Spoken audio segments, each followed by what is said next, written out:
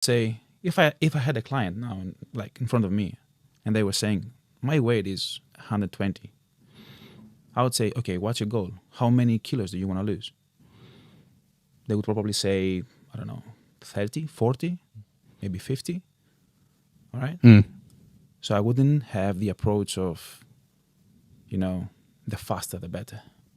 Of course it's not, because it's not sustainable. You cannot lose 30, 40 or 50 kilos that quick and maintain the weight.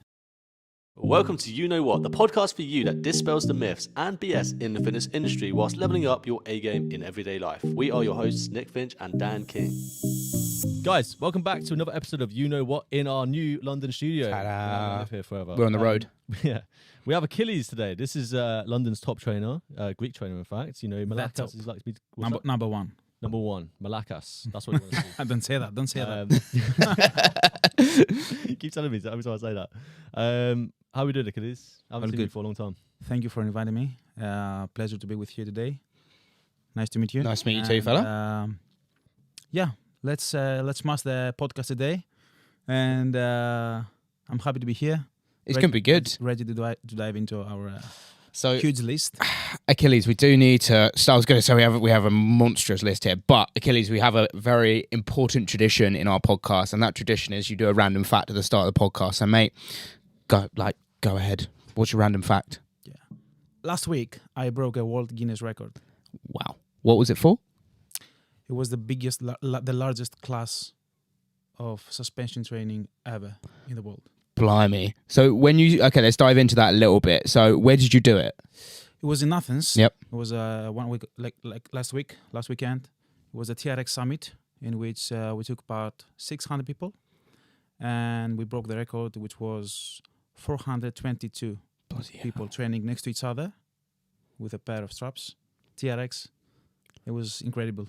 Huge class. It was like, honestly, very big. 422. Where would you go for that? Like a big warehouse or? It was the Olympic Stadium, actually. Oh wow! The Olympic Stadium in Athens. Athens, like the famous one, which is like I don't know what it's called. The Colosseum. No, that's in Rome. No, it's the Olympic Stadium of Athens, not the old one, the new one. Yeah, the new one, the modern one. No, I thought that would have been beaten. 422 doesn't sound like a lot in my head for some reason, but was a lot. It must have been, yeah. But if you think about think of a pure gym class, trying to fit 422 people into pure gym to do a class, that kind of level, you're getting 400 people to come do a class, which is crazy. Like the Box Park Gymshark things only have 100 people there. Yeah. So you got to bear in mind and especially because it's specific with the TRX, isn't it? So Achilles, for you then, do you specialize in TRX training then? With a lot of your clients, you use I'm a TRX trainer and also a TRX ambassador. So talk a little bit about TRX then, because I think that'd be an interesting thing for some of the viewers out there who are starting training, because I think it's a really good way if you don't know where you are for training and where you should start off. I think it's a great way to get people into fitness. So why should people use a TRX when they start training? Exactly. TRX is amazing. You know what? I fell in love with TRX like 10 years ago when I was, not very experienced. And it helped me a lot because you can train, even if you're a beginner or intermediate or even advanced, you can use these straps and do like hundreds of exercises for different levels. And it's amazing how two straps can challenge your body that much. You can train, you can hit all the body all the body muscles and have a really effective workout. You can sweat, you can do cardio, you can do strength, you can do mobility. Now they do yoga, TRX yoga and TRX Pilates, which is amazing. You can do everything with it with a pair of straps. That's cool. It's amazing. Is it right that I heard TRX when before they first obviously came about, special forces when they went on operations in the world, they would have no access to a gym. So they would take with them a car seatbelt material and start putting it around trees and start to do stuff like that. Yeah, I've seen that. And since then, TRX then developed from that concept of you can take this tiny piece of material around with you around the world, wherever you are, and train everything. Yeah, you can be whatever you want, and just with a pair of straps, you can train your body. You can have full body workouts or upper body or legs or whatever you want. Is fully functional and really effective. I think you can challenge yourself a lot. It's If interesting. you take a very hard angle, if you take a very hard angle, it's it's really hard. I'll tell you what, the biggest problem that most people have with TRX is how to actually set it up. Because I see people in the gym all the time. You know, when there's like the designated hoop you've got to put it in. Yeah. They're putting it in different positions. When you're pulling it, you do like a little test to make sure it's okay. Yeah. Once you learn it, it's easy. It's very easy. Yeah. It's very easy. So interesting though, because that actually ties into a conversation me and Nick were having earlier, because you're talking about the kind of adaptability of a TRX and how useful it is. So for Nick, you were speaking about this. You want to go into a part where you're training, like you want to take training and travel and put it into one, basically. So with a TRX, technically that's possible. Yeah, I agree. I'm very fond of this of the TRX style training. Yeah. Bands as well, but the thing with bands is that like you have to try and find the right resistance. Yeah. Because if it's too heavy, you can't do certain exercises, bicep curls. If it's too light, you can't do anything anyway. So TRX, at least you can use your body weight, which, you know, as a calisthenics lover, you know, I can teach you some tricks. Show me the band. TRX tricks. right now, yeah. Not right now. Wink, wink, nudge, nudge. I can have some fun with the TRX. But you know what? With a pair of straps and a few bands, you can have a really good workout wherever you are. The only fear I have with bands is, do you know the old cable fly sets you got when over lockdown? So many people were using these sets of bands that you strap over a door. Biggest fear, that band coming off the door because someone's opens it and you just get whipped on the back. The Liver King had. Oh my god! Do you know why he disappeared for a while? No. It was because he was doing banded pulls with a resistance band, and it smacked him in the eye, and he had to have surgery. Is that why you wore an eye patch for a period of time? I remember that. That's Wild. That's true. Anyway, away from TRX for a little bit now. So Achilles, for yourself, let's have a little bit of introduction for you then. So you're a personal trainer working in London and you work with busy professionals, but we want to break that down a little bit because a busy professional is, you know, is such a general thing. So for yourself, like, why did you get into training and why do you enjoy training the people that you train? Okay, good question. I've been training people since 2012 in Greece. And I came to London in 2020, just before the quarantine. No, between the two quarantines. It was 2020, December. The reason I love training people is because I found how amazing it is to change your body and how changing your body changes your life, changes your character, actually, after a long period of training, changes your mentality, your mindset, the way you see the world, and you see the way you manage the difficulties in your life. Because when you do something difficult every day, when you challenge your body every day and you get better every single day, it's delayed gratitude, isn't it? And you don't see the results in a few hours or the next day. You see it after a long period of time. And I think that's the secret to fitness success. And because I lived that, I experienced that in myself. I thought it would be nice to teach people how to do it and help them achieve their goals, because I saw it's not that hard. You just have to do it. You just have to find the way to make it a habit, to love it, to get in love with it. All right, it's not a punishment. It's not I don't know how to say that, but it's something that all people should be able to do. We are in this world to move, to be healthy, to basically to be able to move, right? Because most people cannot move properly, even because of sitting on a desk all day, or I don't know, because they had some injuries in the past and they haven't, recovered well and properly. So yeah, and as a nutritionist, because I studied, my basic studies are dietetics and nutrition. I had that holistic point of view of helping people from both ways, nutritionally and training wise. And that's why I think I'm in love with both of them. I cannot choose.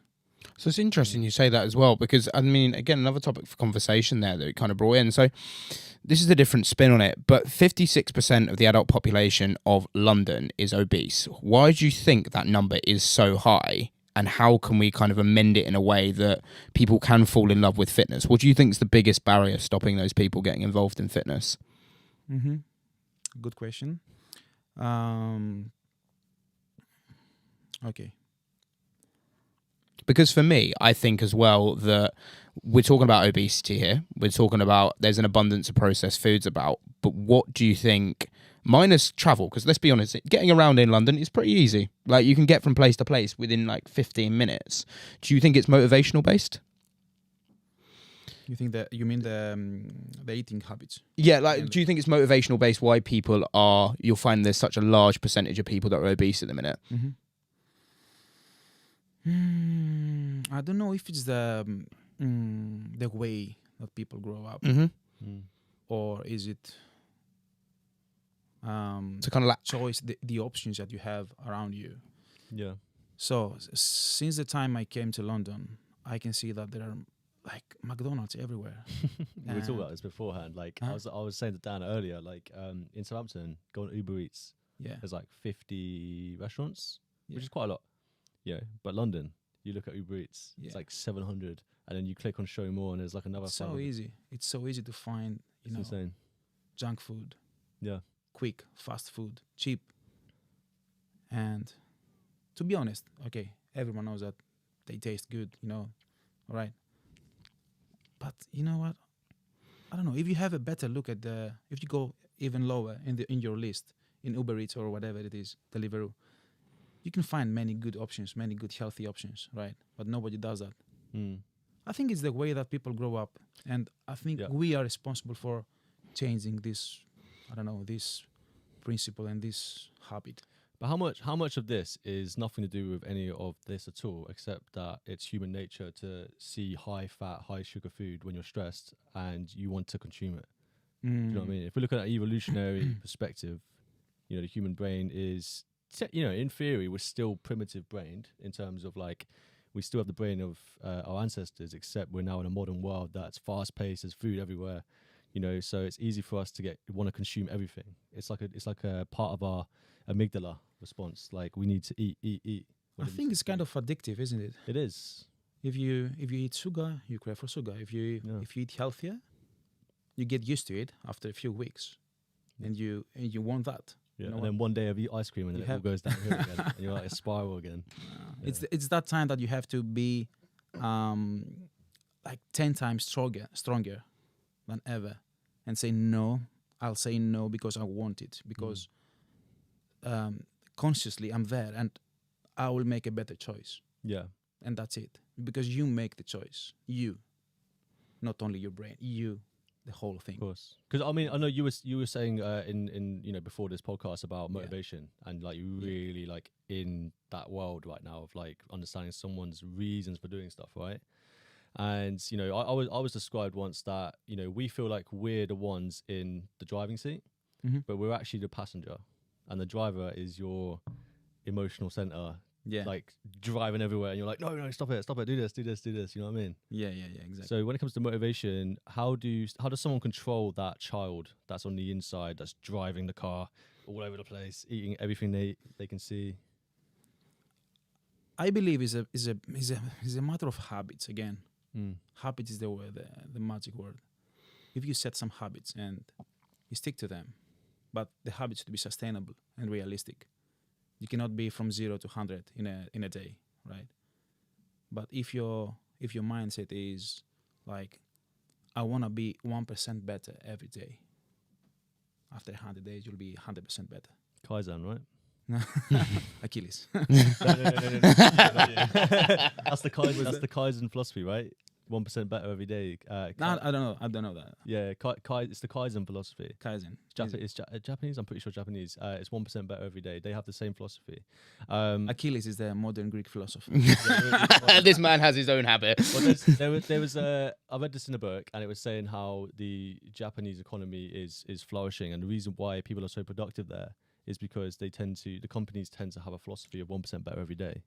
And the Kaizen philosophy comes from Japan in terms of that. So what you described is basically from that place in the world. Okay, which is why that's so productive. Good to know. Yeah, it's good though, isn't it? Like we were talking about this with the content. Mm-hmm. You post content and then you go, right, how can I improve it 1% next time? Yeah. Boom, boom, boom. And that's what you need to do. I think that comes with training as well. And I think so many people lay everything out on the table immediately and think it's almost like, okay, if you've done a big food shop, a way I like to look at it is so many people lose motivation for training, for dieting, because say you lay out your food shop out on a table immediately and go, and I turn you and say, make food out of that, you're stressed. You haven't got a plan. You haven't got a structure. You haven't done it bit by bit. But say I take away some bits of that food on the table, you can look at it with a clearer picture, and you can actually sit there and go, actually, these are the options I've got, and I think these are going to be better for making the meal that I want to make. And I think that applies to training in a big way too. That there's so many options and outlets for training. The minute you're saying about TRX training, CrossFit training, calisthenics training, and I think so many people get so stressed before they even get there that they even don't want to get that 1% better, because they're trying so many different things before they've even tried one of them for a long period of time. And one of the big pieces of advice I'm going to give to anyone out there is, as much as you can try everything, try sticking to something for 6 months. Build up a habit of training first, and then say, okay, actually CrossFit's not for me. TRX might be for me. Calisthenics might be for me. You know, there's different outlets that you can go down. And again, we're all fitness professionals in this space. So any comments on this kind of stuff, please drop in comments to this video and on the actual Spotify itself, because we're happy to help out. I did want to talk on that again, habits, because there was a big bit of news that came out this week, and you'll be seeing this on Sunday. So Gemma Collins, we spoke to Achilles earlier. He doesn't really know who Gemma Collins is, but any of my Brits out there, you're going to know who Gemma Collins is. And I'm going to do a very bad Essex accent here. Right, darling, how you doing? That's Gemma Collins, but slightly more feminine. So Sounds like a man. it's close enough. So Gemma Collins lost 13 pounds in a week. Okay. Now, from us fitness professionals, that's like, my God, that's a lot of weight. Okay. So that she's lost a stone in a week. The way she lost that stone is she cut out loads of certain food groups from her diet. She cut out carbs completely. Carbs went. She cut out any kind of snacking, so chocolates, crisps, sweets, stuff like that. So you're starting to see a decrease in glycogen as well over that period of time. Now, to you, Achilles, obviously as a professional who's been in the industry as long as you have, is that a sustainable approach for losing weight? Absolutely. There we go. Yes, do it. Give it a go. But would you? So for that, I worked it out. She'd have to be burning 7,000 calories a day over the course of a week. If it's fat. Is she competing? No, she's just very overweight. In a brutal way. So she's just like, we're talking about obesity earlier. She would be in that obese category. And that's not being horrible to this woman. She is obese, and I think she knows it as well. So for yourself, if you had someone like Gemma come to you and say, look, I want to lose a stone in a week, what would you say to them? Okay, thanks for the question. I have that question every now and then. Yeah. It's very similar. Look, what's your weight? Do you know? My weight, 93. No, share weight. Oh, share weight.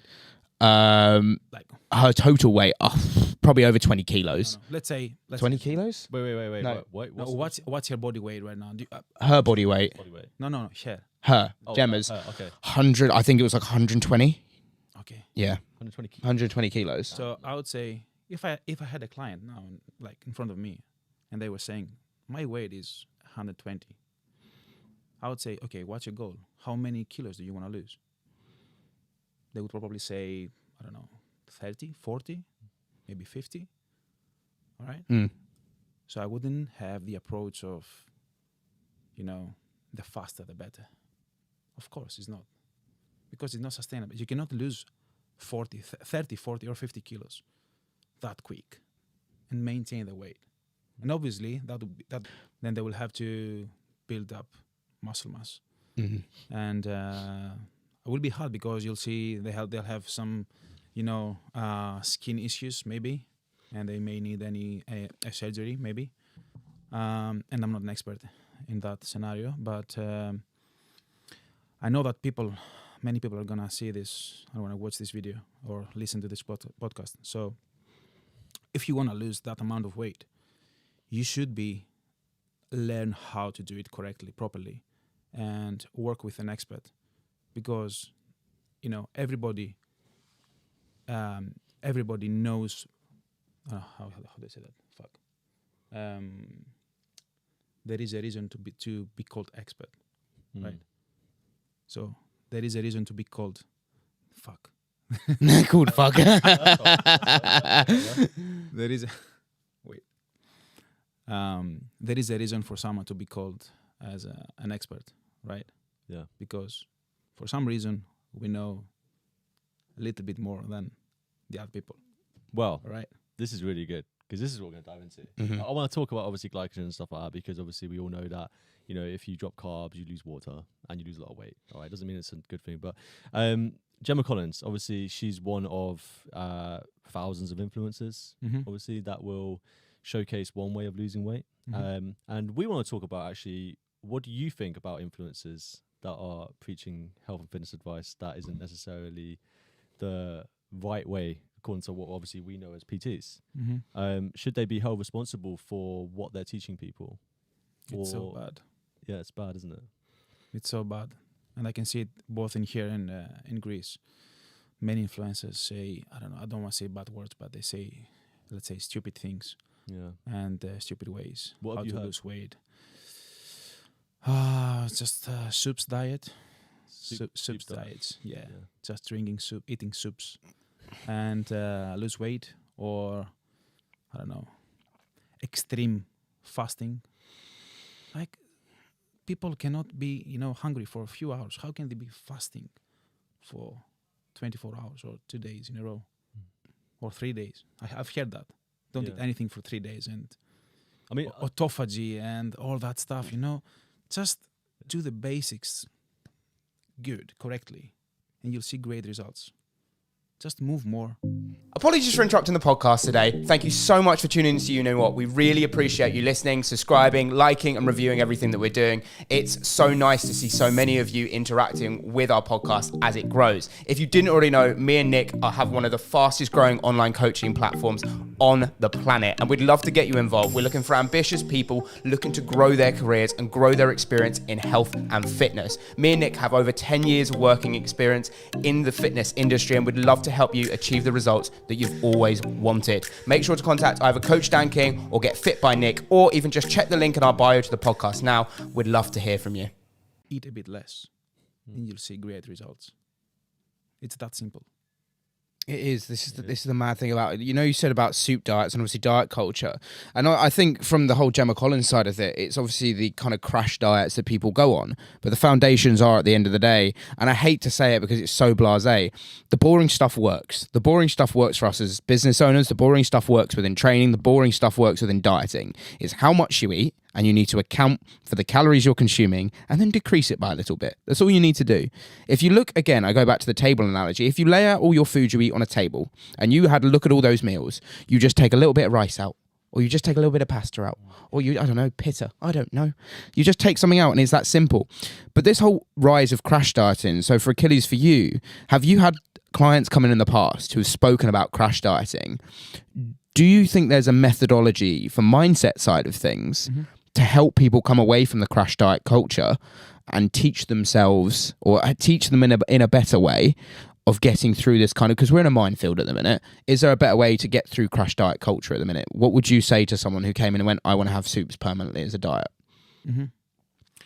The thing I always say to people that come to me to lose weight is, okay, let's start from zero. I want you to express all the bad experiences you had in the past. So they express themselves, right? They say what didn't work, what worked, and what didn't work in the past. And then we discuss analytically about what worked, all right? And if I see that makes sense, I keep it. And then I try to make it even bigger, right? We try to delete what didn't work in the past, and we're never going to talk about that again. So if the soups didn't work, okay, forget it. If the fasting didn't work, okay, forget it. What worked in the past? Oh, they might say it worked to have, 3 meals a day and 2 snacks. Okay, that's good. Did you enjoy that? Yeah, I enjoyed that. It was good. Okay, that's the basis. Okay, let's say now, what foods do you like to eat? And then they say, I like to eat pasta, but I know I cannot eat pasta. No, you can. Okay, let's see how we can adjust it in your diet. Pasta, all right? And then they say, okay, but I'm a sugar craver. What's the word? Crave sugar. You could to crave sugar, yeah. Crave sugar. Right. So they want to eat sweets every now and then. Ice creams or chocolates or whatever. Okay. We can do that as well. We can put it in your diet. It's fine. As long as it's in the right portion in a week, like a diet plan, it's fine. And we take it very slowly. Slowly. And I'm trying to explain everything, every single detail, and how everything can be into a diet and work. It's very simple. I'm trying to be very, analytical to explain in detail to my clients and to people that I help with their diet, and that works. It's helpful because obviously a lot of people that are trying to lose weight, they get confused by all of the messaging about what's good for them, what's bad for them. But there are principles that matter more than the actual details, and you need to obviously address people that some of their diet is actually all right as it is to begin with. They're just maybe focusing too much on instability in terms of like eating too much of the bad foods all the time and overdoing their calories too much, and then they assume that because they've had bread and it bloats them out one day, they think that bread's the cause of their weight gain, which is not. Which but you can explain to them, right? Why they think that's the problem. Yeah, and you like carbs, right? You have carbs in your diet, you're not a keto warrior. Everybody does. Right? Good, right? Mate. Yeah. So we carb guy, Yep. carb guy, mate. Carbs are great. I've lost weight on carbs. I feel great. I feel great with carbs, man. Do you know what I mean? But then there's those people that say carbs are bad. But this is a clear example of a symptom doesn't mean it's the cause. You can get ill and have like a bunged up nose, but just because you have a bunged up nose doesn't mean you have a cold. It could just mean that you've got like a small infection somewhere else. The symptom doesn't always correlate to the cause. So if we're saying carbs are causing you to gain weight, that doesn't correlate, because technically, without confounding, if you're just eating carbs and gaining weight, yes, carbs are causing you to gain weight if you are solely eating carbs. But I can tell you right now, nobody just sits and eat carbs in a day. People there's always some kind of like micronutrient in there as well, so we can never predetermine it. I think we kind of say, you're very right there, Achilles, in saying break things down a little bit. I think people are so stressed, as you say, with dealing with the details, but they don't have a foundation of a diet in place anyway. Like, no, if you listen to the, of course, obviously you're not there when I'm talking to a client, but I'm trying to break it down as simply as I can, right? And talk with some examples, and like try to bring some examples from the real life. Like, let's say, okay, do you remember how you felt after eating that pizza? And they'll say, yeah, I felt like bloated and all that stuff. Okay. And did you weigh yourself next morning? I said, yes, I was 1 kilo up. I'm like, okay. They always weigh themselves. Do you see any like correlation between them? Eating pizza at night and weighing yourself in the morning? Like, oh yeah, you're right. Most people are too busy with everything in their life. They don't think about their food and, the timing of weighing yourself on the scale. And then they make some, what's the word? Wait. Conclusion. And then they make a conclusion and they say, oh, I cannot lose weight. Yeah. I'm bad. Do you know what? There's must be something in my genetics.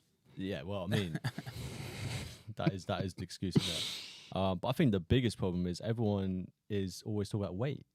It's not all about weight all the time, is it? It's not about weight. Because like you're probably obese when it comes to like BMI scale, but you're a strong overweight. man. Yeah, you're not Overweight. I'm overweight. I'm overweight. Yeah, we're all overweight. We're overweight because we've got muscle. We weigh quite a bit, right? But people are so obsessed with weight and scale weight, and as soon as they've had a pizza, they have to weigh themselves. They don't have to weigh themselves, but they do because they want to see how bad they've ruined it, right? Yeah. They ruined it in their head. But it's weight that's the problem. And so obviously Gemma losing 13.2 pounds, wasn't it? For her, it was about, let's see how much weight I can lose. Oh, I've done really well. The waist has shrunk because of it. However, doesn't mean it's all fat, which we talked about. And that's the problem when it comes to focusing weight. You're not focusing on the quality weight loss. You're not going to look better necessarily. I think people want to look better. They want to feel leaner. They want to they want to have tighter clothing. Sorry, the other way around, baggy clothing.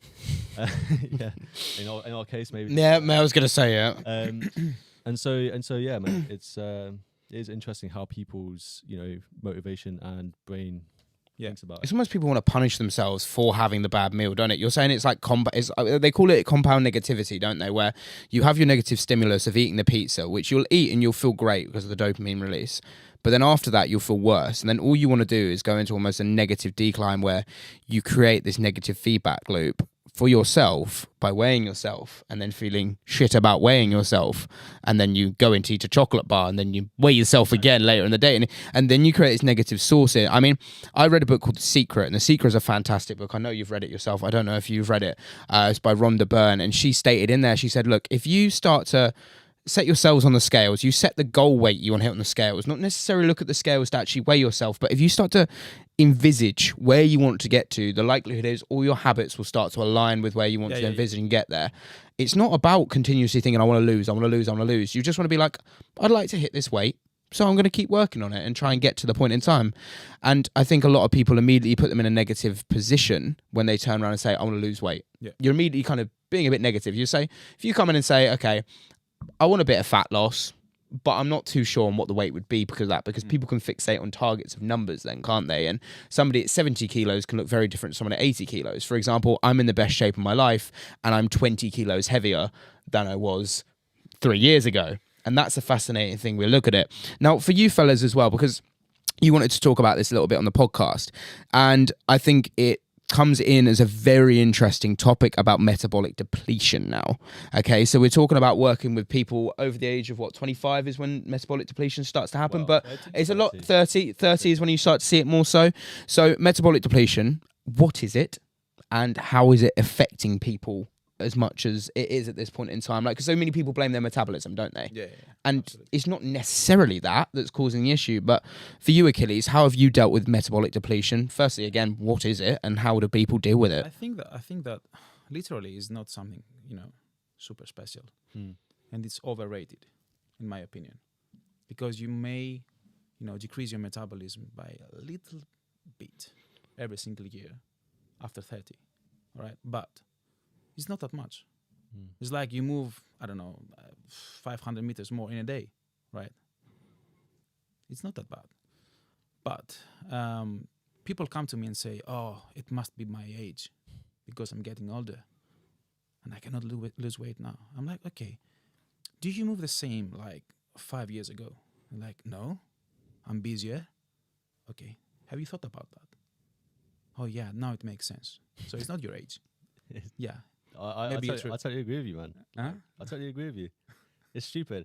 Like when you're 20, let's say, did you go to uni by any chance? Yeah. Okay. So when you're 20 and you in uni, for example, or college, and you can like just stand up and move around, and you go with your friends and you party and do all this stuff. Well, you're always moving. You can eat what you want, and everyone's like, "How can you stay so skinny and you eat what you want?" But you're moving all the time. And then when you're 30, you've got responsibilities. Yeah. You sit on a desk. You got a career that's thriving, and you're trying to keep up with it. And it means that you've got to like work on your laptop, and you sat there the whole day, and then you're tired mentally, so you don't go to the gym, and then you start to eat snack food, and then it starts to go. You know what I mean? Yeah, exactly. It's nothing to do with age. It's to do with your responsibilities, isn't it? Like you get more responsibilities as you get older. Like your window of focus is like, let's say it's 100% when you're a kid, and you're like looking at everything like, what the fuck am I doing? Yeah. Do you know what I mean? As you get older, it's more narrowed, and everything takes a bit of your focus and attention. 100%. Yeah, it's nothing to do with age, to a certain degree anyway, at least. 100%. You're not 30 yet, so you're prime metabolic. Yeah, prime metabolic age at this point in time. We're going to die, mate. We're going to die soon. Look at us. What's those letters, the capitals for? Is it NEAT? NEAT, yes, non-exercise activity thermogenesis, yes. I think NEAT is like much more important than just going to the gym. Yeah. Right? If you move more and eat less, it's fine. You don't have to go to the gym actually to lose weight. Very true, mate. It's a big trick. I mean, obviously, we talked about this before about BMR. Obviously being the big part. That's 60% of your daily calorie burn is doing nothing, obviously. And then 20 to 30% is NEAT. So that's you moving around. So obviously that's the one you can influence the most, because you can't influence BMR like so easily. It's something that's just kind of there, and you can build it slowly over time by building muscle mass. But NEAT is the one thing you can actually do something about. So you can move more now, and you can actually see a difference. Whereas obviously BMR takes time. Well, what I wanted to say there on the topic of NEAT, if you look at it from one perspective, we were talking about takeaways earlier. If you look at when our parents were younger, our parents would go and walk to a Chinese or walk to an Indian takeaway or walk for a fish and chips. They'd go down and get it. Yeah. But nowadays, we order it on Deliveroo. That's one big thing taken out. For example, I walked up the road to go pick up a Chinese for the first time in about 10 years the other day, and I stood there and went, why is it taking me 10 years to just walk up the road? And why does it seem like such a big task to walk up the road and pick up some non-nutritionally dense food? Like, what do you think's changed in society? Do you think it's just things have been made easier for us now then, in that case? Because it almost is, isn't it? I mean, as a Londoner yourself, mate, like, you know, you said it earlier, when you're on that phone, you're scrolling around 700 restaurants plus. Yeah. Do you know what I mean? It's so easy. Everything is so easy. Everything. You can just lay on your sofa and do nothing and have everything. That's it. That's such a good way of putting it. In terms of, like, there's some stats about this. I can't remember off the top of my head. We've written down. This is to do with the... Okay. So people that are more deprived in terms of finances, say their income, their expenses is higher than obviously, you know, they're able to cope with, so they've got less income available to spend, right? They are almost double more likely to be obese than people that have more income and are richer and have more money available to them. Why is that the case? Is it because of the junk food is cheaper? That's what I think. Mm-hmm. Who's more likely to be on Uber Eats? Do we reckon? I would say rich people would be Uber Eats still, right? They would, but I think it's less so because they'd be looking at going play, and this is very stereotypical, but I'm saying people will probably go to places like M&S, go get some fresh fruit, fresh veg, and it's more, you know, like if I turn around to two people, say one person, and this is again, one person lives down the most famous Kensington Road, I can't remember the exact, and another person lives, I don't know, they're living in East London in one of the kind of more slummed out areas around there. The likelihood is the people in the slummed out areas will probably order the Uber Eats more than someone living in an expensive place, because it's almost a different turn on how they're perceiving things. Because, I mean, processed food is seen as cheap. It is seen as cheap. If I literally put a McDonald's burger versus a Michelin star burger next to each other, the price range is different because of the quality that you get at the end of the day. And we said this on a previous podcast, and actually there was a clip that did really well. I say really well because it was controversial, but it was about meal deals and kind of how people can go and buy if you're choosing between a £5 meal deal and a £3.50 meal deal, the difference in quality is down to the pricing points that they put on that. There technically isn't much between them, but so many people go for the £3.50, and in that you are getting your more processed. All of it's processed, because if I cut an apple, it's processed, but there's more processed. So I think the abundance of processed foods is just easier for people these days, isn't it? Yeah. I mean, you can pick up a bag of crisps from probably every couple of steps in London, can't you? And you're not going to walk up the road and see like an avocado in a store 90% of the time. So, but again, if you want to lose weight, it doesn't mean that if you live in East London, you cannot lose weight. Yeah. There is always a solution. Like my grandparents in Greece. They were not rich, but they were eating healthily. Yeah. Right. So it's always a choice of yours. You choose what you're gonna eat, and if you have the basic principles of eating healthy and moving more, and have a high physical activity, then you'll be in a better shape. Yeah. Won't you? Which can obviously be difficult for people, because obviously, like London, I always assume of London as like the fast-paced moving capital of the UK, obviously. And, with that, I'm thinking, first thing that comes to my head is stressed out people in suits running around everywhere, picking up something pretty crap from the local store just to get some food in. And I find people that are stressed and they're career-driven and trying to climb the ladder in their company, they're the type of people that neglect their health the most, I find. Well, I want to bring into a point there, because and Nick knows about this, I had a whole PT day, an architectural firm near Marble Arch. And I tell you what, I was going in there expecting everyone to have different problems. But it's exactly the same issue. Apart from obviously the mums and people who are like post-menopausal and stuff like that, there were little different problems there. But everyone who came in and spoke to me, it was the same issues. I struggle at lunch because I don't know what to have. I go have a meal deal. And my best piece of advice there was sacrifice your sandwich for a pasta pot that's got more nutrition in it. Not always the case, depending where you go. They said, I go out and buy too much processed foods. I'm like, could you meal prep lunches? I know you're busy, but could you meal prep on one day on the weekend? I went, Sunday afternoons, I've normally got a bit of time. Breakfast doesn't exist. most of the time. So we end up going for 2 meals, and in 2 meals, you're not going to get enough calories to balance out the amount of energy you're expending throughout the day to keep yourself focused and alert. And this is the point I was trying to make is it seems like as much as we think there's a lot of different problems out there, a lot of them just come to kind of time-bound issues and abundance issues. And people within, if I tell someone you've got 30 minutes to get lunch, how many people out there do you think are say, okay, I'm going down to Tesco's, rather than turn around and say, okay, I'm going to make a quick nutritious meal. Even if you go down to the shops and buy some wraps, bit of avocado, bit of like, you do it all the time. You get some chicken breast. It may be a little bit of process, but you can do that. Yeah. I buy meal deals. Yeah, well, you buy I meals. think they want the ready like quick solution. They don't want to spend energy in thinking or creating something, because they save that energy to focus on their job or whatever else. I don't know, anything else.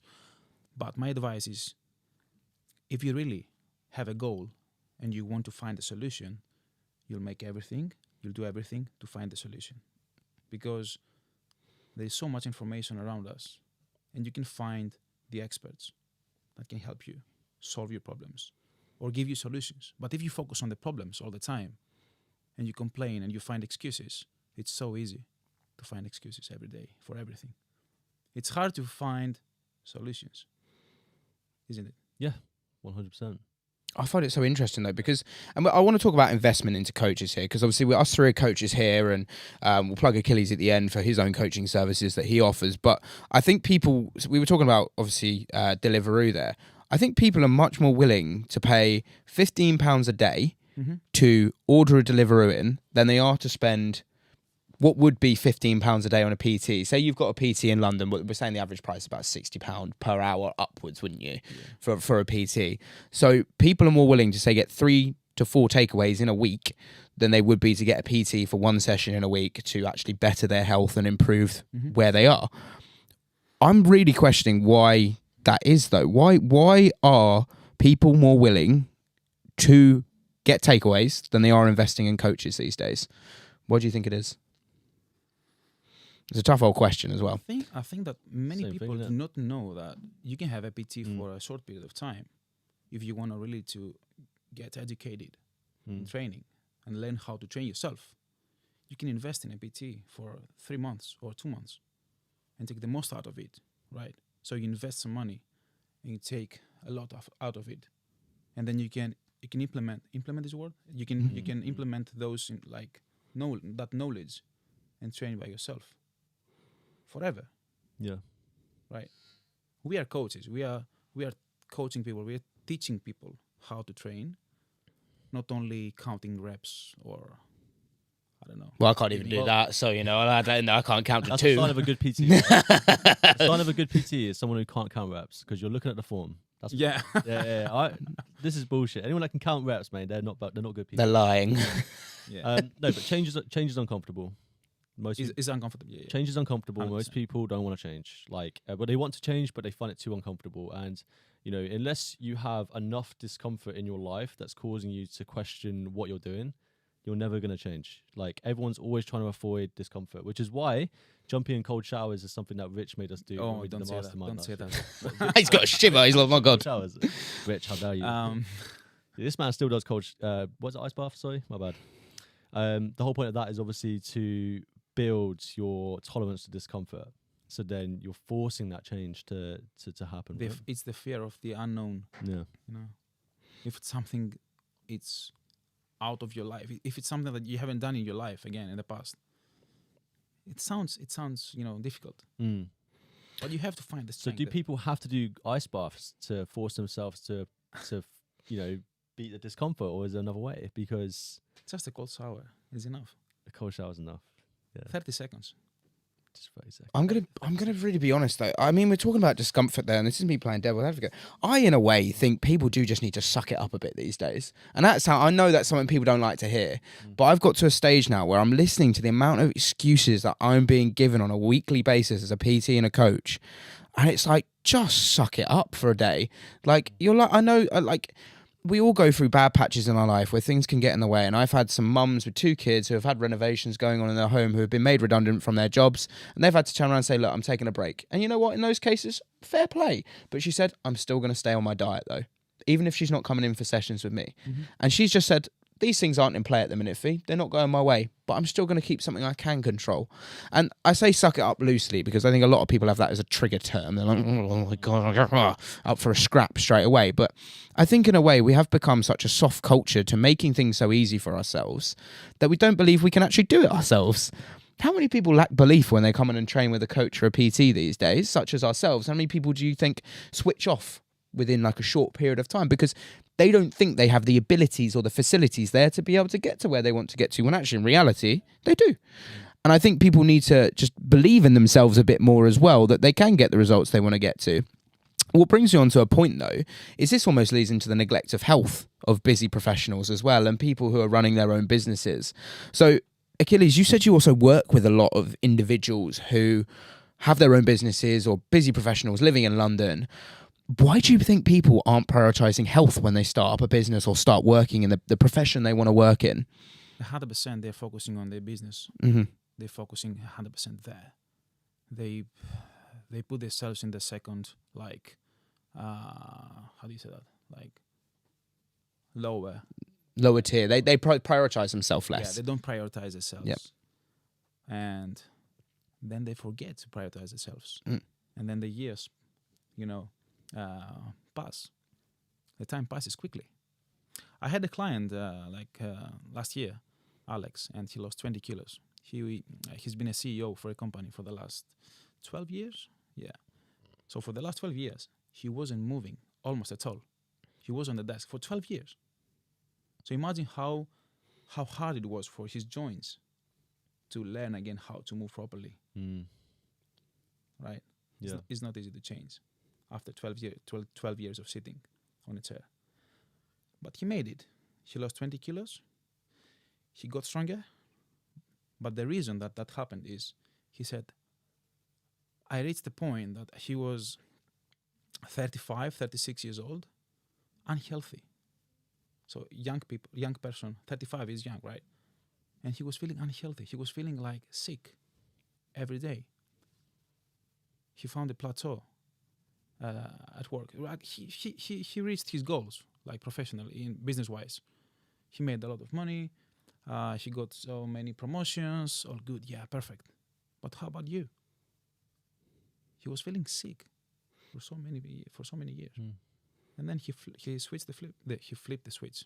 He Flip the switch. Flip the saying. Yeah. Yeah, flip the saying there. Don't switch the flip. You flip the switch. Flip the switch. Yeah. So, again, he flipped. He flipped the switch. He flipped the switch. Yeah, you got it. But that's so important. And mate, that it's an eye-opening story, I think, for a lot of people who are listening, because I think a lot of people don't understand that there is always a time to flip the switch. There is. Genuinely, there is. And I've had clients come in who are 53 and they have still not taken ownership for the decisions they've made in life. And I think if you're still blaming events that happened 20 plus years ago, whether that be an injury, whether that be a big change in your life, you're going to struggle to make the progress you want to see in the longer term. You need to accept that you're not feeling healthy. And as hard as that is for a lot of people, like sometimes I turn around in acceptance, I'm like, I'm not strong, but I can get stronger. And like, I think it is important that people do have the acceptance element of it, that they understand that they're not where they want to be right now, but they'll get there. And you don't have to be like a bodybuilder, right? No. Just be healthier. Well, you need to prioritize your health because you've only got one body. Like whenever you go to a hospital and you see someone like in, like, let's say a bad situation physically, they're in hospital, they're dealing with their health. The only thing they're thinking about is getting better. Yeah. They don't care about their business. They don't care about anything else. They want to make sure they're healthy so they can be around their loved ones. You know what I mean? And sometimes it takes that level of discomfort or pain for someone to realize that the way they're going is the bad way. It's a bad way. But, for example, we obviously had Jamie from Sappy last week. He's 24. You know, obviously he's a young man. So he can afford at that age to be able to work, right? Like a lot of 24, 25-year-olds can. But, you know, eventually when it does turn up into 35 years old, 10 years later, and if he doesn't, you know, people like that don't do something now, it can get worse for him. But Jamie even spoke to us. I do apologise, Achilles. I'll come to you in a second. But I do think even Jamie said it to us prior. He was saying how he's already feeling like he's neglecting his health a lot. He said he set a world record for playing the longest game of football when he was 20 years old. Yeah. And he said he's feeling like it's polar opposites in activity, really, isn't it, to where he is now? As much as people running up and down the country to make big commercial sales, you are lacking. And he said as he's driving down the motorway, there's McDonald's, KFC, McDonald's, and he's just repeating. Anyway, Achilles, what were you going to say on that? I was going to say that most busy professionals do not know that if they improve their health and their physical condition, they're going to smash their goals in business, because they're going to think faster, think better, feel better, sleep better. Everything's going to be better. So you improve in all ways. You're not going to be better physically and worse mentally. You know what I mean? Yeah. They both go together. 100%. You said this, you get energy back. For every hour of energy you spend in the gym, you get an hour back. Well, yeah, people think that if you spend an hour in the gym, you're going to lose energy. Yeah. Like, yeah, okay, that 1 hour, you do lose energy because that's what training does. You are breaking down the body. You're not building it. You're breaking it down. But then afterwards, you get given energy. And that energy can sometimes give you more energy than you're actually putting out. Your confidence improves. You look better naked. You look better, obviously. Your stamina goes up. Yeah, your skin's better. You can see the world more vibrantly. You can communicate better with people. Confidence. Yeah, I mean, this is why I'm biased towards obviously trainers. Obviously, apart from our crazy work schedule, when we get control of that, as PTs, we've got the best industry, man. Because we're about improving our own health, and we can get to reap the benefits of it by being able to teach other people how to do it. I think we're in the best industry, mate. One of the hardest industries. I love it. Yeah. Yeah. I think this is a great industry, mate. I think we've got a little bit of all of it. We're reminding ourselves constantly, as much as we're doing all these hours, all these clients at 7 a.m. in the morning to 8 p.m. We're like, yeah, okay, I'm being a bit of a hypocrite here, but we're constantly reminding ourselves. These people don't have that. They don't have that internal dialogue that we have because we're focused on it. Do you know what I mean? But I don't feel like work when I work. No. You know what I mean? I feel like I'm having fun with my clients, Yeah, and we're reaching their goals at the same time. Like, but we're like obviously every PT is self-employed 9 times out of 10, apart from the ones that obviously work for leisure centers and stuff. Yeah. So we are those people that are trying to push the boundaries and build something, and we also have to take into consideration our health, and we're proof that you can work crazy hours and still be in relatively good shape and health. So it is possible for people to be like that. But it was like a realisation of a PT. I just want to say something there. Realisation of a PT schedule. So I had a client who turned around to me the other week and literally just turned around and went, yeah, actually, you know what? You guys do really well to stay switched on. I'm like, yeah, because say like the average PT's day across the country, we would love to have a day where you start at 6 or finish at 3 or, you finish early. But an average PT day is you've got 4 hours in the morning, say 6 till 10. You've then got a gap from about 10 till 4. Then you've got clients in the evening from 4 till 8. But we have to be switched on from that 6 o'clock point right until the 8 o'clock point, because we can't take away from the quality of sessions that we're delivering. Much like if you're working in a busy office, you're not expecting to start clocking off about 12 o'clock. So I think sometimes we have to give ourselves plaudits and praise for doing what we do and managing to do it in a way that we are actually helping people. And I think it's that reward system again, like it's a reward system of being able to turn around to someone and someone comes in for a session, they smash like 6 PRs or something. Amazing, isn't it? It's an amazing feeling. But I do believe we're going to have to wrap up there just because I'm cautious of time. Yes. But Achilles, thank you so much for coming onto the podcast today, mate. It's been an absolute pleasure. Now we are going to plug yourself, so you can look directly down the camera. Where can people find your services, and what exactly obviously do you focus on as a coach? they can find me on Instagram, Facebook, LinkedIn, in all platforms. Achilles Iliadis is the name. I offer services both online and in person, and I have my link tree on my Instagram, so they can answer the questions in my type form I have there, and then we have a free call just to discuss about their goals, and if I can help them, then we can discuss the next steps. It's very easy, very quick. I love helping people that struggle with both with training and nutrition, and that's it. Thank you so much, guys. It's a pleasure, mate. Thank you so much for coming on. Anyway, guys, I'll do the old rappy-uppy thing. Appreciate you guys watching the podcast. Thank you so much. Make sure to follow Achilles and myself, Nick, if you're not already. You're crazy if you aren't. And make sure to obviously check out all the clips that will be coming out from the podcast too. They're fantastic. We appreciate all the support that we've been having. Make sure to subscribe. Make sure to follow us. And make sure to leave us a cheeky review on Spotify. We appreciate you guys. You're an amazing crowd. And we've got big things planned. So we'll catch you guys later. Ciao, ciao. Beautiful. Now we can press the